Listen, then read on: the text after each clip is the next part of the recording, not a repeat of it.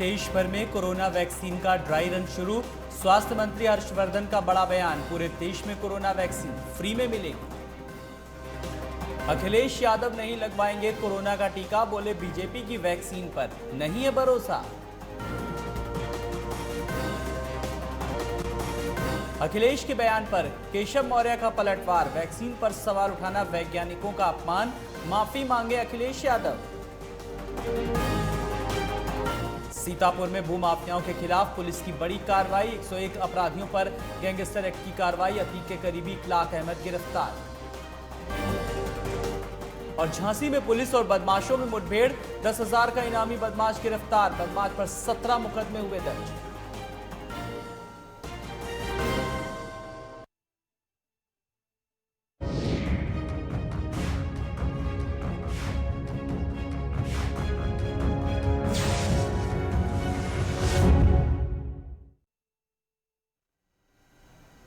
नमस्कार, मैं हूं आपके साथ आलू। कोरोना वैक्सीन और सियासत। दरअसल देश के अलग अलग हिस्सों में जारी कोरोना वैक्सीनेशन के ट्रायल के क्रम में लखनऊ के तमाम अस्पताल भी अब जुड़ गए हैं। राजधानी लखनऊ के राम मनोहर लोहिया अस्पताल में कोरोना वैक्सीनेशन के ट्रायल की शुरुआत कर दी गई। अब 5 जनवरी से पूरे प्रदेश में ड्राई रन शुरू हो जाएगा। इससे राज्य को अपने 2 शहरों को चुनकर शहर में वैक्सीन पहुंचने, उसके स्टोरेज और रखरखाव से लेकर अस्पताल तक जाने के लिए लोगों को बुलाने और वैक्सीन की डोज लगाने की प्रक्रिया का रिहर्सल होगा, जैसे असल में वैक्सीनेशन ही लग रही हो। इसके लिए अस्पताल के चिकित्सक प्रशासनिक अफसरों के साथ निगरानी कर रहे हैं। वैक्सीनेशन के काम की शासन स्तर पर मॉनिटरिंग भी की जा रही है। लखनऊ के अलावा प्रदेश के अन्य जिलों में भी कोरोना वैक्सीनेशन को लेकर सीएम योगी ने संबंधित जिला प्रशासन को सभी इंतजाम करने के लिए कहा। इसके अलावा वैक्सीन आने पर सुरक्षा के पुख्ता इंतजाम करने की बात भी कही गई।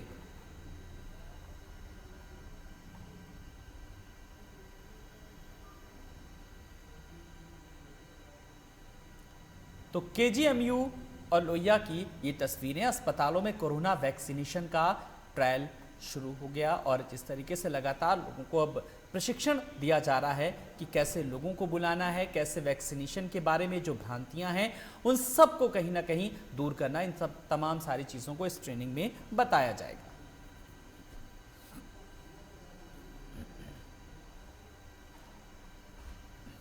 वहीं समाजवादी पार्टी के सुप्रीमो अखिलेश यादव ने एक बड़ा बयान देते हुए कहा कि ये कोरोना वैक्सीन नहीं लगवाएंगे। उन्होंने कोरोना वैक्सीन को बीजेपी की वैक्सीन बताया। अखिलेश यादव ने यह भी कहा कि जब उनकी सरकार आएगी तो वो सभी को मुफ्त में कोरोना टीका लगवाएंगे। जो ताली थाली बजाने से कोरोना हटा रही थी, उसे क्या जरूरत है इतने फ्रीजर, इतनी बड़ी कोल्ड चेन बनाने की? अरे थाली ताली बजा दो, अपने आप कोरोना चला जाएगा। भाई आप खुद बताइए ना, आप खुद सोचिए। जिस सरकार ने ताली थाली और हेलीकॉप्टर उड़ाए हों अस्पतालों पे, क्या जरूरत है इतनी बड़ी चेन की? क्यों वैक्सीन की क्या जरूरत है? हम लोग आप सब बिना मास्क के बैठे हुए हैं। ये केवल कोविड उनके लिए, विपक्ष के लिए, कि कोई कार्यक्रम न कर ले विपक्ष, और ये चलाएंगे इसी के बहाने महंगाई, इसी के सामने बेरोजगारी, इसी से अन्याय छिपाएंगे अपना। देखिए, मैं तो नहीं लगवाऊंगा अभी वैक्सीन, मैंने अपनी बात कह दी, और वो भी बीजेपी लगाएगी उसका भरोसा करूंगा मैं? अरे जाओ भाई, अरे अपनी सरकार आएगी सबको फ्री वैक्सीन लगेगी। हम बीजेपी का वैक्सीन नहीं लगवा सकते।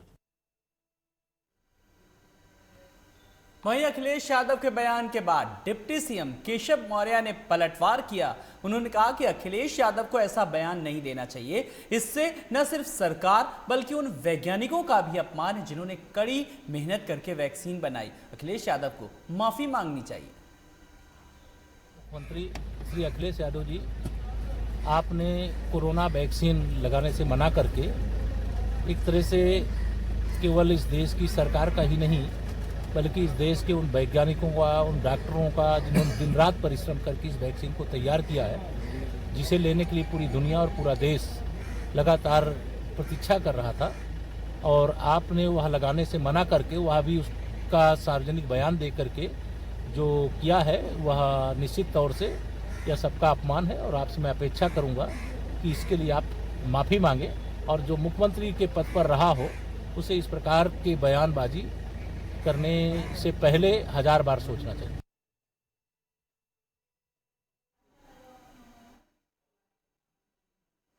और हमारे साथ हमारे सीनियर वैष्णव विशाल त्रिपाठी जी जुड़ गए हैं। वैष्णव जी, कोरोना वैक्सीनेशन को लेकर के ट्रायल चल रहा है। एक तरफ राजधानी लखनऊ की बात करें, केजीएमयू में, लोहिया में लगातार प्रशिक्षण दिया जा रहा है और दूसरी तरफ सियासत भी चल पड़ी है।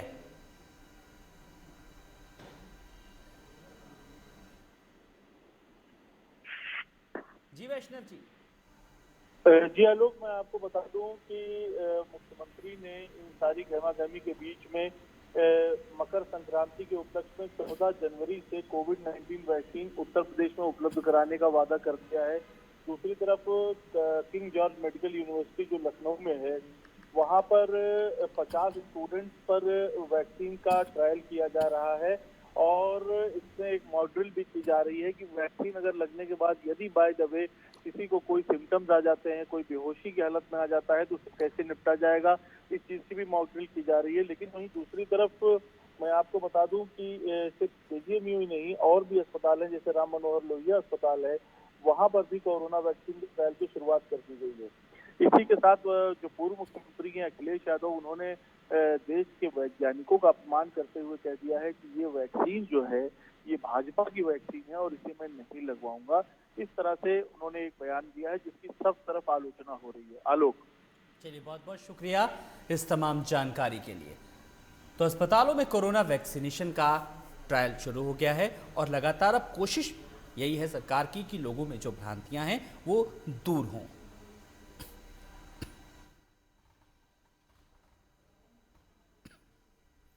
तो वैक्सीनेशन को लेकर के तमाम सारी चीज़ों को लेकर के सरकार लगातार पूरी तरीके से अपनी प्रतिबद्धता जाहिर कर रही है, चाहे वो केजीएमयू की बात करें या फिर लोहिया अस्पतालों की।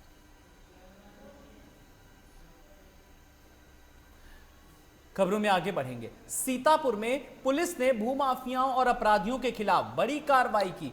पुलिस ने अलग अलग थाना क्षेत्रों में 25 मुकदमे दर्ज करके 101 अपराधियों पर गैंगस्टर एक्ट के तहत कार्रवाई की। इसमें माफिया अतीक अहमद का करीबी इकलाक अहमद, मुजीब अहमद समेत उनके सभी भाइयों पर पुलिस ने गैंगस्टर एक्ट की कार्रवाई की। पुलिस ने अतीक के करीबी इकलाक अहमद को गिरफ्तार कर लिया।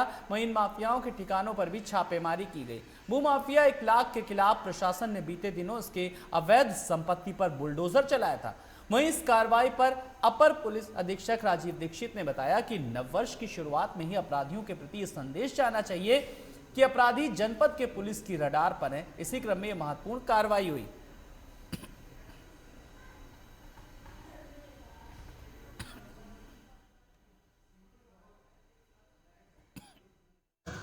जनपद में पुलिस अधीक्षक महोदय के निर्देश पर यह तैयारी की गई थी। ये पहले से निर्देश दिए गए थे कि नववर्ष की प्रारंभ में ही अपराधियों के मध्य संदेश जाना चाहिए कि जनपदीय पुलिस के वो रडार पर हैं और उनको चिन्हित करके उनके खिलाफ कठोर कार्रवाई किए जाने का संकल्प लेकर के श्री गणेश अपनी कार्यप्रणाली का करने जा रहे हैं। इसी क्रम में महत्वपूर्ण काम ये हुआ कि 1 तारीख को ही थाना कोतवाली नगर सीतापुर पर अभियुक्त मुजीब अहमद व उसके भाइयों के खिलाफ गैंगस्टर अधिनियम के अंतर्गत कार्रवाई की गई। ये अभियुक्तगण पिछले 3 दशक से विभिन्न प्रकार के आपराधिक कृत्यों में शामिल हैं और उन आपराधिक कृत्यों से इन्होंने काफ़ी अवैध संपत्ति अर्जित की है।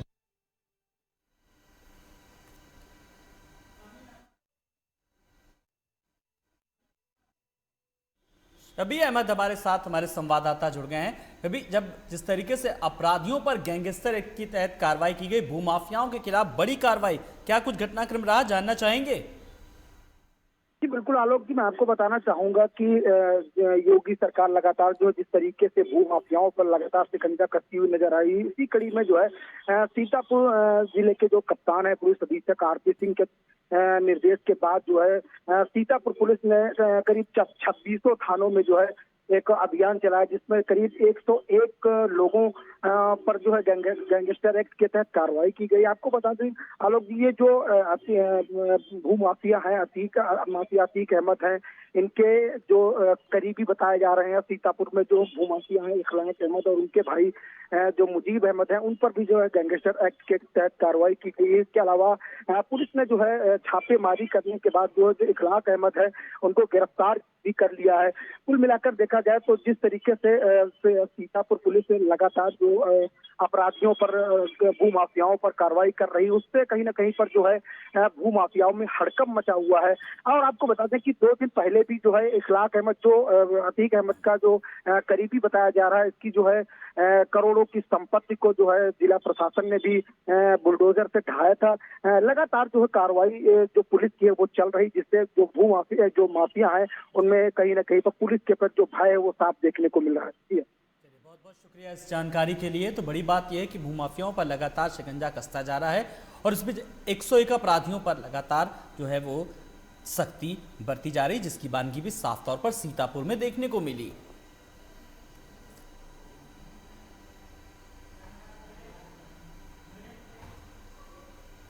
यहां रुकेंगे एक ब्रेक के लिए, फौरन हाजिर होते हैं।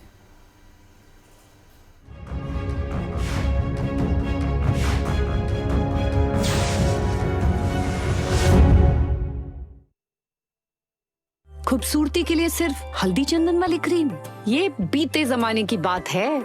आज आपकी स्किन को चाहिए कुछ एक्स्ट्रा, जैसे रूप मंत्र Ayurvedic face cream and face wash. ये कोई कॉस्मेटिक नहीं, आयुर्वेदिक औषधि है। अगर नौकरी में तरक्की न मिलने, आपसी संबंधों में खटास होने, घर वालों से सम्मान न मिलने या घर के निरंतर कलेश से हैं परेशान, तो कॉल करिए 9795777775 पर, जहां आचार्य धनंजय जी आपको देंगे हर समस्या का समाधान। देखिए नक्षत्र चक्र हर रोज सुबह 7:30 बजे सिर्फ लाइव टुडे पर।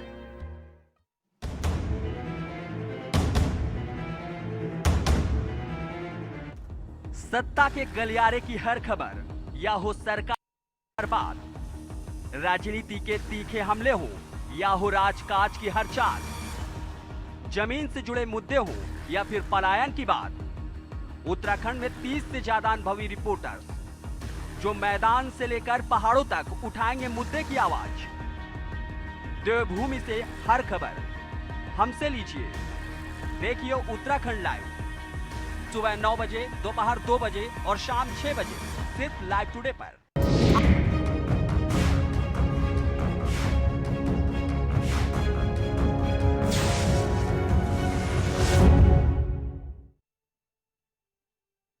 स्वागत है ब्रेक के बाद। झांसी पुलिस ने 10,000 के इनामी बदमाश को मुठभेड़ के दौरान गिरफ्तार किया। बदमाश के पास से एक तमंचा और 2 कारतूस बरामद किए गए। आपको बता दें कि बदमाश कामरान कोतवाली क्षेत्र में टॉप 10 अपराधी में से एक है। इसके खिलाफ एनडीपीएस, आर्म्स एक्ट, गुंडा एक्ट, गैंगस्टर एक्ट जैसे कई मामलों में केस दर्ज है। वहीं उसके खिलाफ तकरीबन 17 मुकदमे दर्ज हैं। पुलिस ने उसको मुठभेड़ के दौरान गिरफ्तार किया।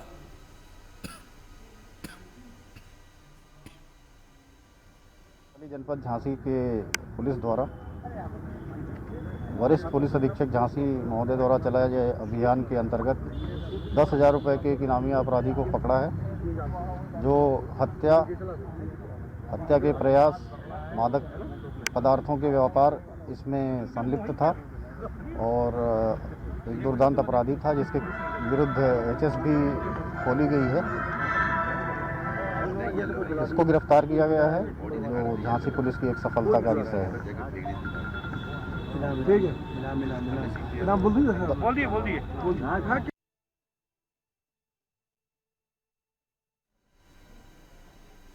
वहीं गाजियाबाद में किसान आंदोलन को समर्थन देने का सिलसिला जारी है। इसी सिलसिले में मुस्लिम महासभा भी मैदान में कूद पड़ी। मुस्लिम महासभा के राष्ट्रीय अध्यक्ष इमरान खान ने अपने समर्थकों के साथ किसान आंदोलन को समर्थन दिया। साथ ही देश के प्रधानमंत्री को खून से पत्र लिखकर किसान बिल को वापस लेने की मांग की। इस मामले में मुस्लिम महासभा के राष्ट्रीय अध्यक्ष इमरान खान ने कहा कि मुस्लिम महासभा एक गैर राजनीतिक दल है जो सामाजिक तौर पर कार्य करती है। मुस्लिम महासभा ने किसानों के साथ हो रहे अत्याचार की आवाज को बुलंद करने के लिए किसान भाइयों को समर्थन दिया।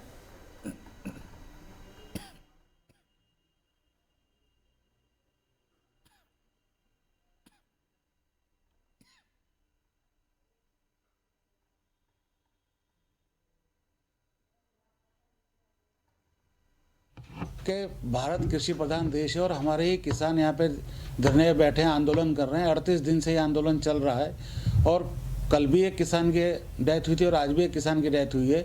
इन सब चीज़ों को देखते हुए मुस्लिम महासभा किसानों के साथ खड़ी है, क्योंकि ये हमारे अन्नदाता हैं। इसीलिए कल हमने अपने खून से पूरा एक लेटर लिखा है प्रधानमंत्री के नाम कि वो किसानों की मांग ले। ये जो 3 बिल का उन्होंने प्रस्ताव पास करा है, इसको वापस करे, तीनों बिलों को वापस करे। वहीं औरैया में एक सड़क हादसे में एक ही परिवार के 4 लोगों की मौत होने से इलाके में हड़कंप मच गया। दरअसल ये 4 लोग एक ही स्कूटी पर इटावा से वापस आ रहे थे। वहीं अचानक गलत साइड से आ रहे तेज रफ्तार ट्रक ने स्कूटी को टक्कर मार दी, जिससे स्कूटी सवार 4 लोगों की मौके पर ही मौत हो गई। वहीं सूचना मिलने से मौके पर पहुंची पुलिस ने एम्बुलेंस से सरकारी अस्पताल पहुंचाया, जहां डॉक्टरों ने 4 को मृत घोषित कर दिया। फिलहाल घटना के बाद पुलिस ने फरार आरोपी को ट्रक समेत गिरफ्तार किया और आगे की कार्रवाई में जुट गई।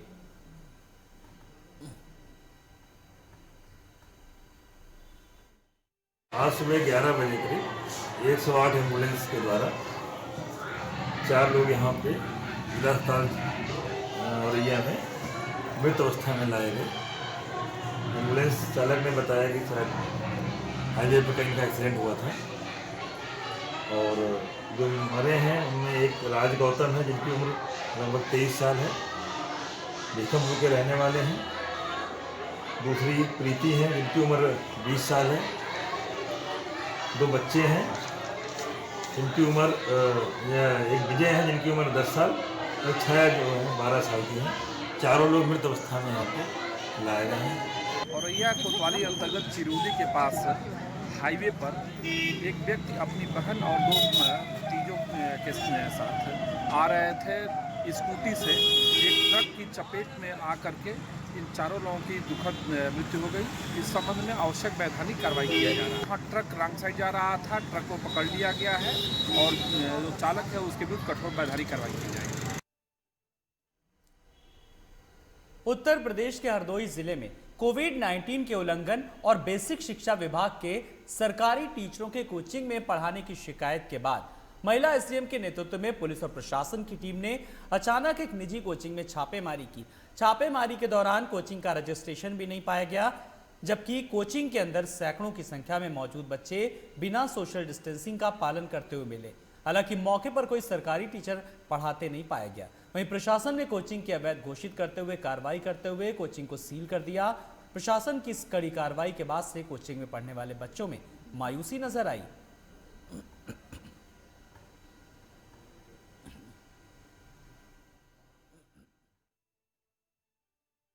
आज मैं सीओ सिटी और DIOS साहब और खंड शिक्षा अधिकारी हैरोरी की तरफ से यहाँ पे एक छापामारी की गई थी और शिकायत बहुत दिन से ये आ रहा था कि यहाँ पे जो कोचिंग चला रहे हैं अवैध रूप से चला रहे हैं। यहाँ पे रजिस्ट्रेशन नहीं है और किसी भी तरह का NOC भी इनको नहीं मिला है। तो इसके क्रम में हमने आज छापामारी की है और ये सच पाया गया। और एक और भी आरोप है कि यहाँ पे कुछ सरकारी अध्यापक भी इन्वॉल्व हैं, जिसकी जांच की जाएगी और आगे की कार्रवाई भी कर दिया जाएगा। ये शिकायत तो हमें मिला है, तो इसके क्रम में उनको भी बुलाया गया। और दूसरी बात, कोविड की गाइडलाइंस के अनुपालन नहीं किया गया था और ना ही हमसे परमिशन भी लिया गया, उसकी भी कार्रवाई किया जाएगा। सर, हम लोग यहाँ श्री राम कोचिंग में पढ़ रहे थे। यहाँ पर कुछ अधिकारी लोग आए, उन्होंने इस कोचिंग को बंद कर दिया और इसके कारण हम लोगों का काफ़ी नुकसान हो रहा है। हम लोग का सब पेपर लगा हुआ है 31 को, उसके बाद हम लोग का फरवरी में एग्ज़ाम लगा हुआ है। इससे हम लोगों को कोचिंग बंद हो जाने के कारण जिससे हम लोगों को बहुत सारी समस्याओं का सामना करना पड़ेगा। इसको ओपन कर दिया जाए। उन्होंने ये बोला है कि यहाँ पर सोशल डिस्टेंसिंग नहीं है, इस चीज़ को बताया है, लेकिन सर हर जगह पर यही सब चल रहा है और सब क्लासेस लगेगी तो सब प्रॉब्लम तो होगी। तो बिना रजिस्ट्रेशन के चल रही थी कोचिंग। एसडीएम ने कोचिंग को किया सील। आगे बढ़ेंगे, मुजफ्फरनगर की बात करेंगे, जहां पर पुलिस ने एक अवैध तमंचा फैक्ट्री का पर्दाफाश किया। दरअसल पुलिस ने मुखबिर की सूचना पर बुढ़ाना इलाके में मौजूद अवैध रूप से चल रही तमंचा फैक्ट्री पर छापेमारी की, जहां से पुलिस ने भारी मात्रा में हथियार और बनाने के उपकरण बरामद किए। साथ ही पुलिस ने जानकारी देते हुए बताया कि पंचायत चुनाव में अवैध हथियारों की खरीद फरोख्त बढ़ जाती है, जिस दौरान हथियार सप्लायर मात्र 3,000 रुपए से लेकर 4,000 रुपए में देसी तमंचा बेचते हैं। आज थाना बुढ़ाना की टीम ने मुखबिर की सूचना में ग्राम जौला से एक अवैध शस्त्र फैक्ट्री का पकड़ा है, जिसमें हमने करीब 8 तमंचे, 2 मस्कट और शस्त्र बनाने के जो भी सामग्री है वो बरामद की है। इसी के साथ 3 लोगों को गिरफ्तार किया है, आकिल, पंकज और राहुल। आकिल पे पहले भी मुकदमा रहा है और ये इस चीज़ में संलिप्त रहा है और हम इन पे आगे की कार्रवाई। ये जौला गांव में ही अंदर इनके जो भी जो आइसोलेटेड एरिया है उसी में ये फैक्ट्री चल रही है।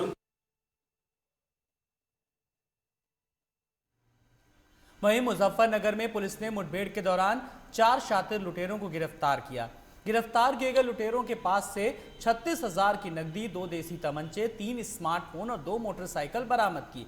वहीं पुलिस के मुताबिक बीते दिनों बदमाशों ने चरथावल थाना क्षेत्र के गांव चोकड़ा मार्ग के पर एक बैंक कर्मचारी से 9,000 रुपए की लूट और एक मोबाइल फोन लूट कर फरार हो गए। वहीं पुलिस ने मुखबिरों से मिली सूचना पर लूट और चोरी की घटनाओं को अंजाम देने वाले 4 आरोपियों को गिरफ्तार कर लिया।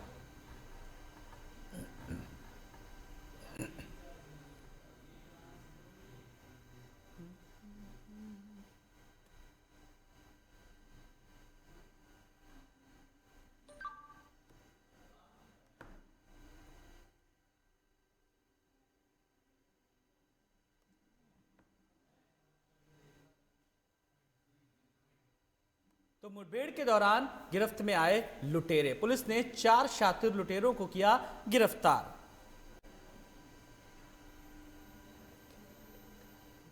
आज थाना चरथावल की टीम ने 29/12 को जो एक घटना हुई थी जिसमें एक बैंक कर्मचारी से कुछ पैसे की लूट हो गई थी, उसी का अनावरण करते हुए 4 लोगों को गिरफ्तार किया है और उनके पास से करीब 45,000 रुपये की बरामदगी हुई है। घटना में जो मोटरसाइकिल प्रयोग हुई थी और मोबाइल फोन प्रयोग हुआ था उनका भी बरामदगी। अभी तक जानकारी में आया है कि लोकल उनको किसी ने इन्फॉर्मेशन दी थी कि ये माइक्रो फाइनेंस के पैसे इकट्ठे होते हैं, कुछ होते हैं वो ईजी टारगेट होते हैं, तो उनको इन्होंने निशाना।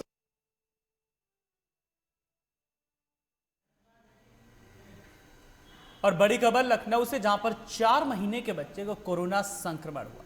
सिविल अस्पताल में पॉजिटिव रिपोर्ट आई, सिविल अस्पताल में मचा हड़कंप। तो 4 महीने का बच्चा बताया जा रहा है, आईसीयू को 24 घंटे के लिए फिलहाल सील कर दिया गया है। तो हम बात कर रहे हैं बड़ी खबर की, 4 महीने के बच्चे को कोरोना संक्रमण हुआ।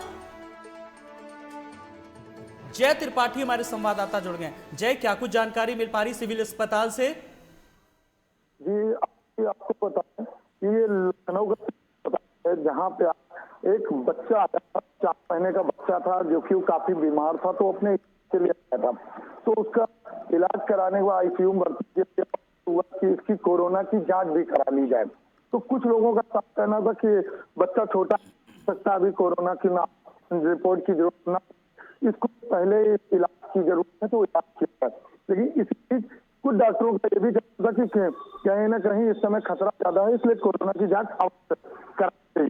तो जब वो कराई गई तो आपको बताते हैं कि मात्र 4 बच्चा है तो कोरोना पॉजिटिव पाया, और जैसे ही ये खबर तो अस्पताल के। जय, आपकी आवाज बहुत साफ नहीं आ पा रही, बहुत बहुत शुक्रिया इस तमाम जानकारी के लिए। तो बड़ी बात यह कि सिविल अस्पताल का एक मामला सामने आया जहां पर आईसीयू को फिलहाल 24 घंटे के लिए सील कर दिया गया है। खबरों में आगे बढ़ेंगे। मानवता की सच्ची सेवा ही सच्चा धर्म है। जो व्यक्ति अपने जीवन को मानवता की सेवा में समर्पित कर दे वही सच्चा सेवक है। कुछ ऐसा ही उदाहरण आज नजर आया जब यूपी कैबिनेट मंत्री स्वामी प्रसाद मौर्य ने अपना जन्मदिन जरूरतमंदों को मदद करते हुए मनाया। स्वामी प्रसाद मौर्य के जन्म दिवस के अवसर पर आज हजारों लोगों को कंबल वितरण व रक्तदान शिविर का आयोजन किया गया, जिसमें बीजेपी प्रदेश अध्यक्ष स्वतंत्र देव सिंह, कृषि मंत्री सूर्य प्रताप शाही, श्री रईस अंसारी, कौमी एकता मिशन के अध्यक्ष पीए अरमान खान भी मौजूद रहे। मंत्री स्वामी प्रसाद मौर्य ने केजीएमयू में जरूरतमंदों को कंबल का वितरण किया। मंत्री ने कहा कि ठिठुरन बड़ी ठंड में जिला प्रशासन द्वारा लगातार निःशुल्क कंबल वितरण किया जा रहा है और इस पुनीत कार्य में समाज के सक्षम लोगों को भी आगे आना चाहिए। आज जो ये कंबल वितरण किए गए हैं, ये बहुत ही गुणवत्तापूर्ण है और असहाय परिवार जो ठंड में गर्म कपड़े के लिए परेशान है, उनको चिन्हित कर मदद करने की आवश्यकता है। तो निजी सहायक अरमान खान भी इस मौके पर मौजूद रहे।